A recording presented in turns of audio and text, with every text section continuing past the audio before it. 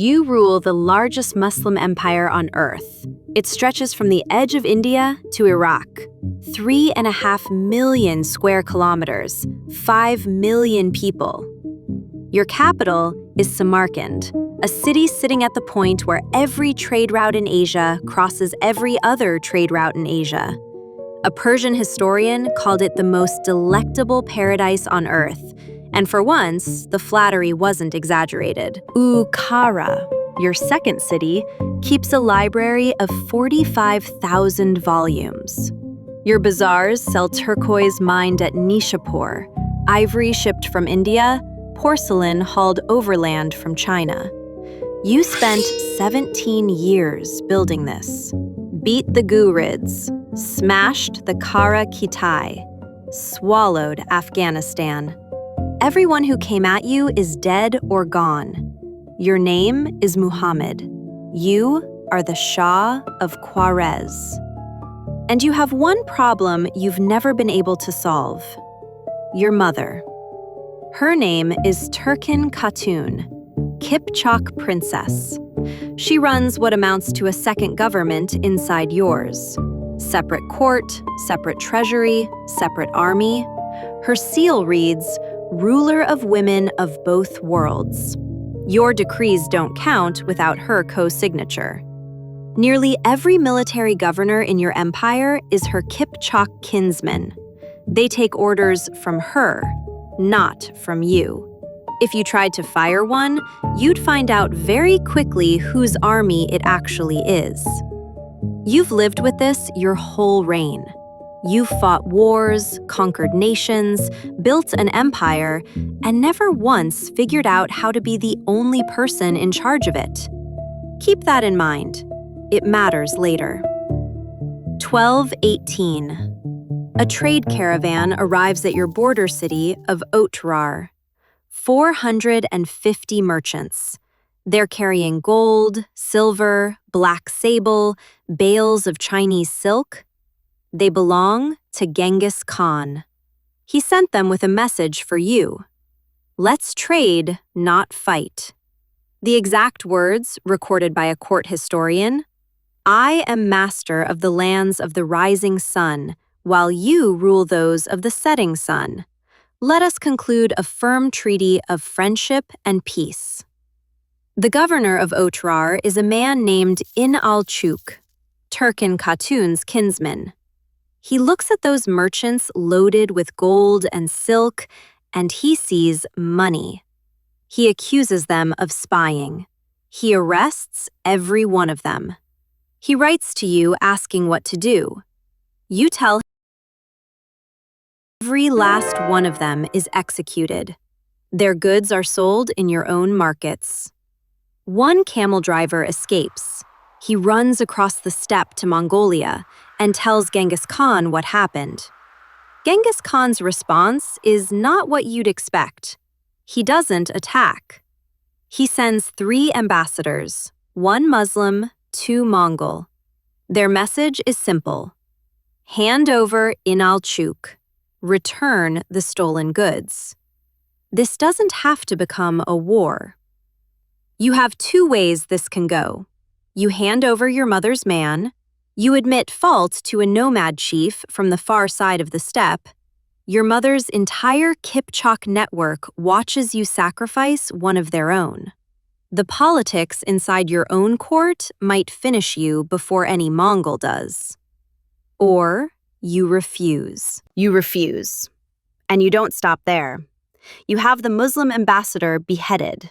You shave the beards off the 2 Mongol envoys, which in Turkic and Islamic culture is not an insult, it's a castration. You send them home carrying their colleague's head.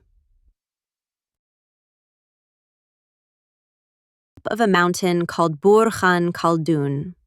He takes off his hat, presses his face into the dirt, stays there for 3 days and 3 nights, praying. When he walks down, he starts assembling somewhere between 100,000 and 150,000 men in the Altai Mountains. You did all of this, the massacre, the beheading, the beards, for a governor you couldn't fire because your mother wouldn't let you. Late 1219. Your scouts report dust on the eastern horizon. The Mongol army is moving west, and it's bigger than anything they've ever seen cross open steppe. Your son, Jalal ad-Din, 20-something, the only battlefield commander in your family worth anything, rides to your tent with a plan. Concentrate the army at the Sir Daria River. Pick a choke point. Force the Mongols into terrain that kills their cavalry advantage. He's not guessing. A year from now, he'll destroy a 30,000-man Mongol army at the Battle of Padawan and hand them their first real defeat. You tell him no. Your plan is to split the army into garrisons, a piece for Otrar, a piece for Bukhara, a piece for Samarkand, for Merv, for Nishapur, for Gurganj. Let the Mongols come to you. They're steppe nomads. They don't know how to take walls. You're working off intelligence that's 5 years old. What you haven't figured out yet is that Genghis Khan captured Chinese siege engineers during the Jin Dynasty wars.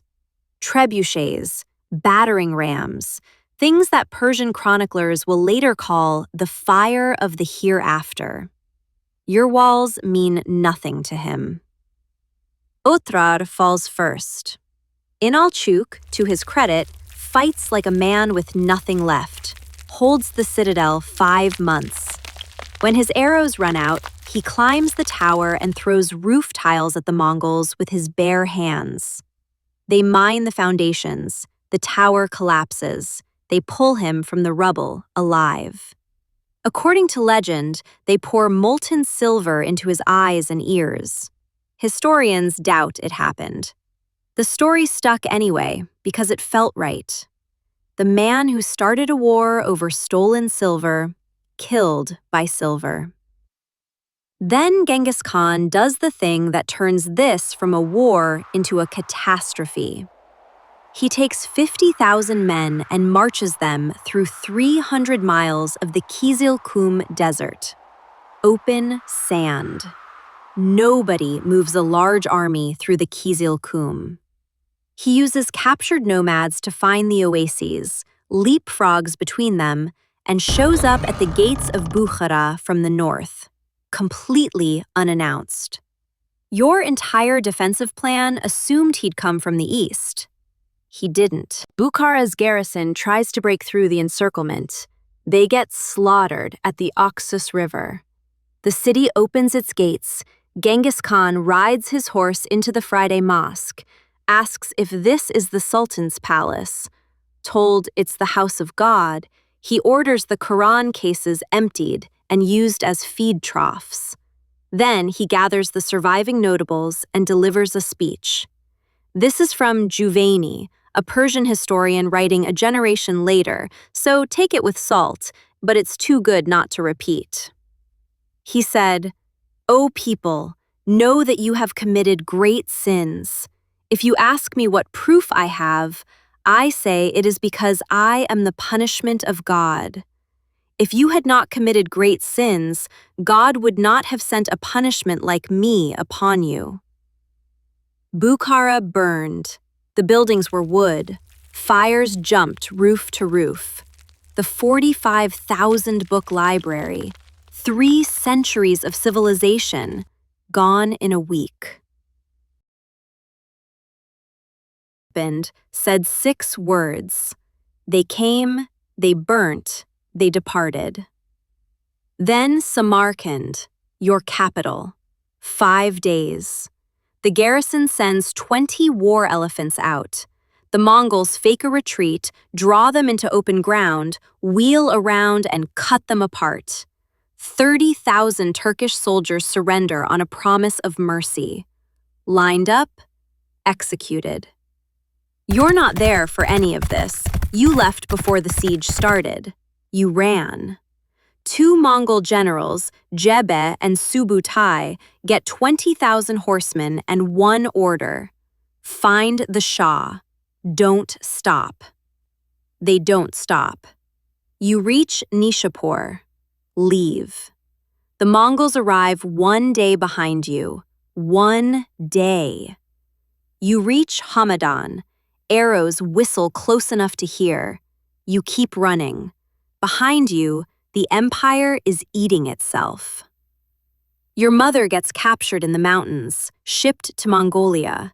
The woman whose seal said ruler of both worlds dies a prisoner in a felt tent on the steppe, owning nothing.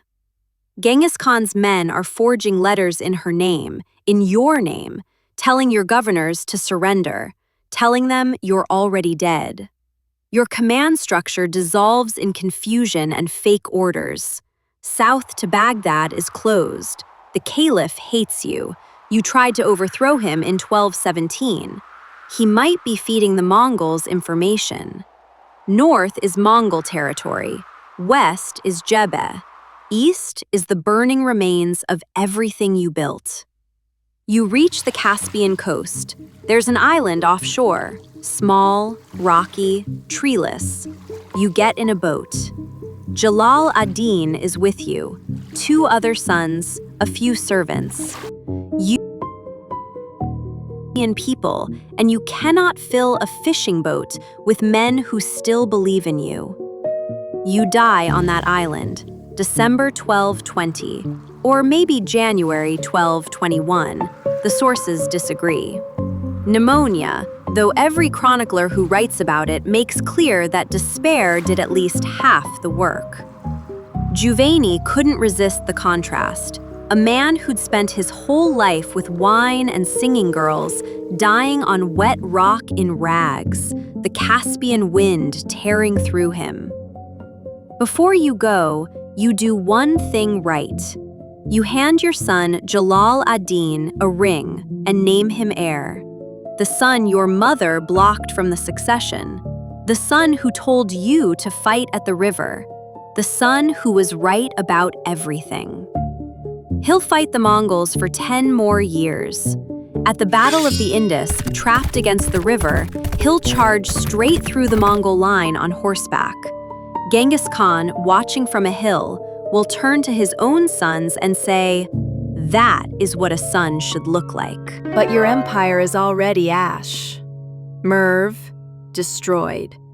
Nishapur, severed heads stacked in 3 pyramids, sorted by men, women, children.